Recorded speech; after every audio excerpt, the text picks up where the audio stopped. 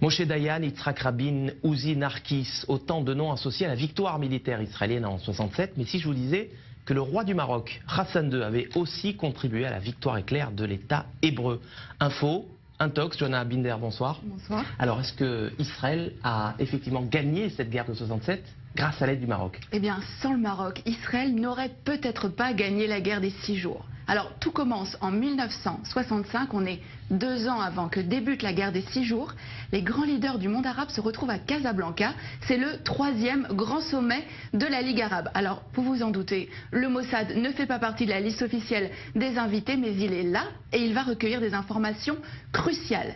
Il y a un protagoniste, c'est Nasser, le président égyptien, le leader de la coalition arabe. Alors dans quel état d'esprit est-il à la veille de cette conférence?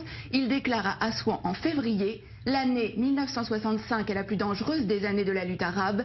Israël prétend que les Arabes s'apprêtent à perpétrer une agression. Cela signifie qu'Israël a l'intention de nous attaquer. Nous devons donc être prêts à riposter.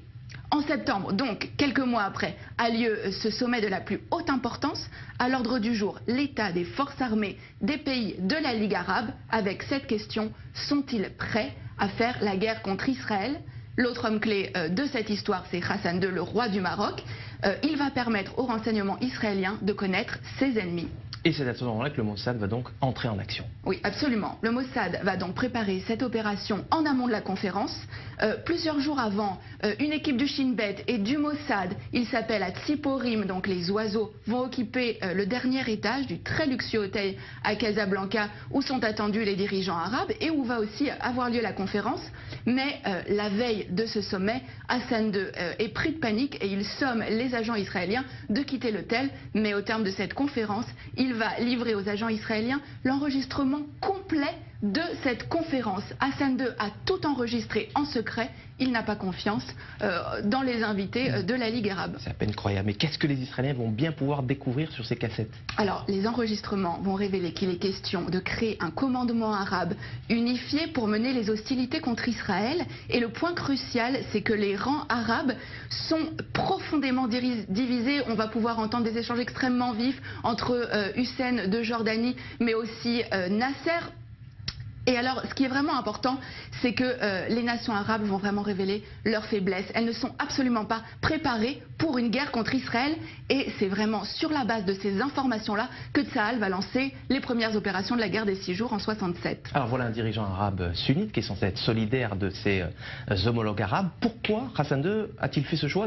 Qu'est-ce qui l'a motivé? Alors, ce qu'il faut savoir, c'est qu'avant déjà ce sommet, le Maroc et Israël entretenaient déjà des relations stratégiques. Hassan II avait accepté que des juifs marocains émigrent vers Israël, en échange de quoi Israël fournissait une aide logistique au Maroc, notamment en formant ses militaires.